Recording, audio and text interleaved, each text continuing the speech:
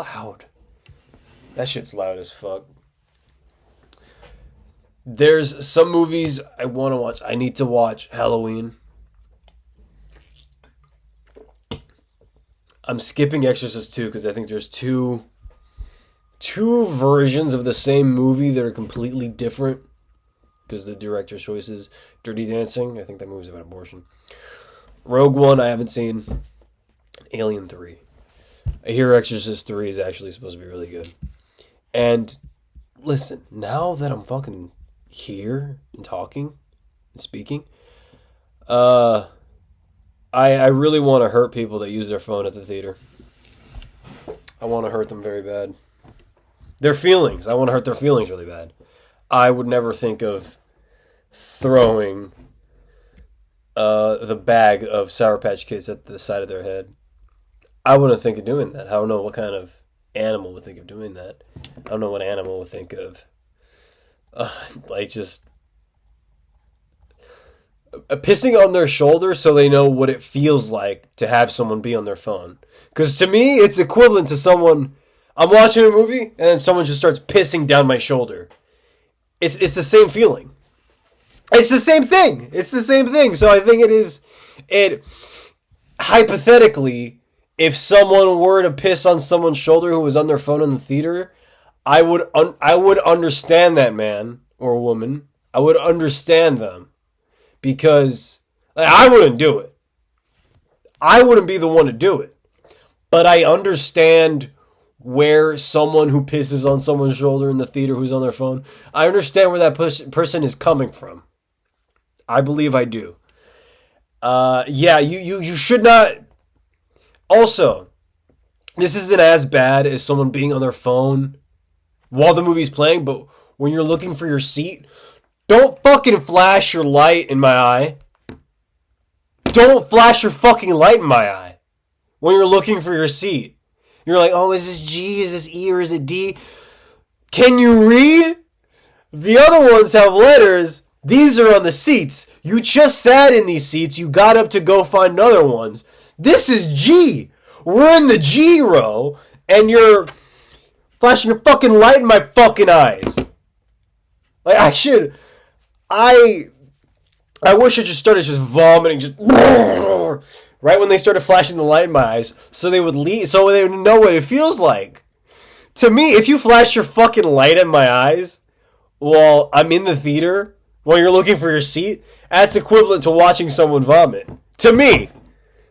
I don't know about you guys, but it is to me. Don't go on your fucking phone. Don't talk during a movie that doesn't warrant some talking. Because I watched Return of the Jedi, and before the Jedi Rock scene, a lot of people went like that to their significant other, their friend, to be like, oh, this is going to be fucked up, this is stupid, because of the special editions or whatever. Funny enough, it was the 40th anniversary, but we watched the movie from the 90s, not the 80s. It's very, okay. That's a whole different tangent. I don't like George Lucas. I would put him in a fucking locker. I would shove him in a locker. He's just the luckiest man alive. But I like THX. I think it's good, and he's fun. And also, people were they started talking before Hayden Christensen showed up, and a lot of them, like right when Captain Rex was on screen, they were like, "Oh yeah, that's Captain Rex from the cartoon." I understand that. I went to go see the movie alone, but I understand why you would talk during that kind of movie. I understand why you would kind of talk during a Marvel movie when you see, oh, this Thanos, he's from Avengers 1466. You know, I understand that. Don't talk during fucking Oppenheimer. Just shut the fuck up. Don't talk. Don't talk during any movie. I don't care. I don't care if Hugh Jackman shows up in Captain Marvel 3. I don't care. Shut up. I'll cheer. I'll make noise. You can't, because I'm better than you. Also, I think theaters are beautiful. They're fantastic, but I hate that so many of them only have Monster Energy drink as their energy drink.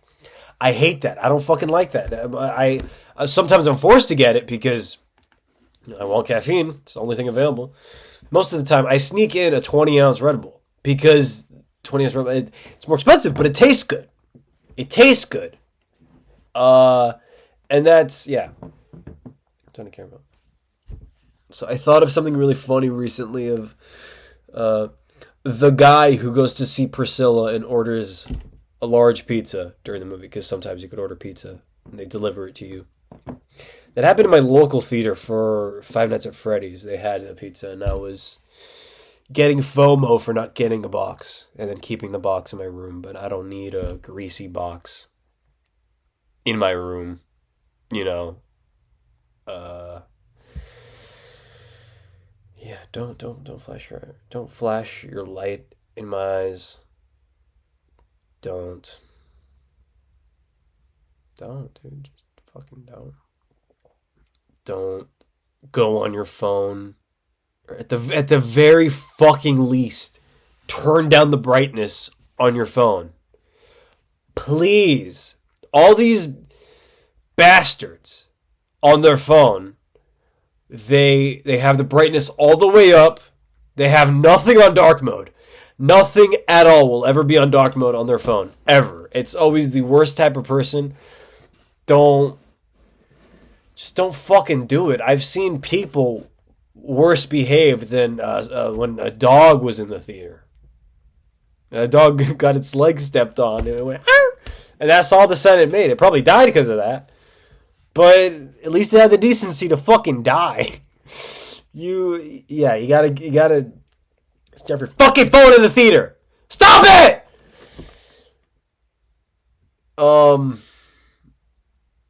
Yeah. Stay off your phone. And, yeah. God forbid anyone rats me out for bringing a Red Bull into the theater. No one cares, but one day it could happen. It's not an impossibility. Fucking smash it on the back of their head. Don't care. What else is there to speak on? I watched Marvels. Spoiler alert. Spoiler alert for Marvels, or The Marvels. I enjoyed it, but you could feel that they did not have room for reshoots because of the strikes that were happening and rewrites.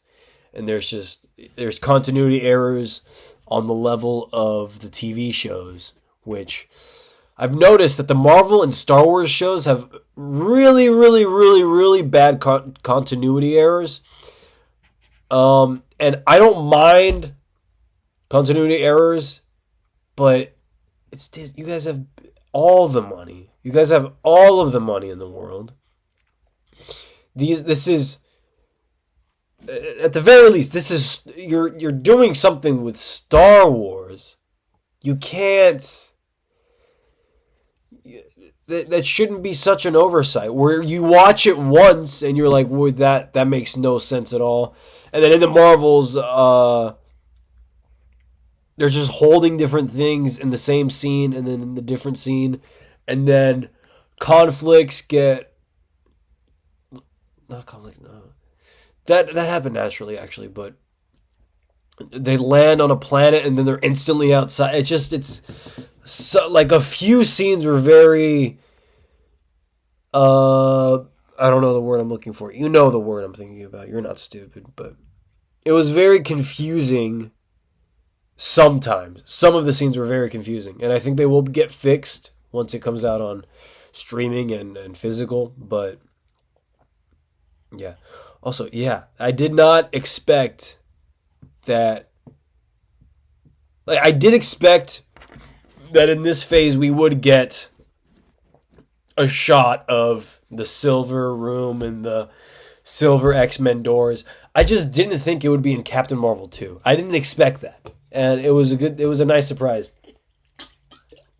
I more so expected something like that in Loki season 2, where he's like going through a bunch of dimensions and then he quickly shows up in the hallway, the X-Men mansion, underground.